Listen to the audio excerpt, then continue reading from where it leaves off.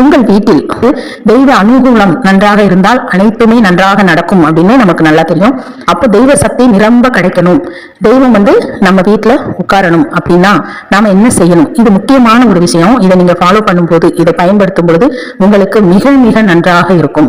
உங்க வாழ்க்கையில மேலே மேலே செல்வதற்கு ஒரு பண வரவும் சரி, தொழில் ரீதியாகவும் சரி, குழந்தைகளின் படிப்பு வகைக்காகவும் சரி, ஆக மொத்தத்தில் மகிழ்ச்சி நிரம்பிய வீடாக இருக்க இந்த சிறிய முறை நன்றாக வேலை செய்யும்.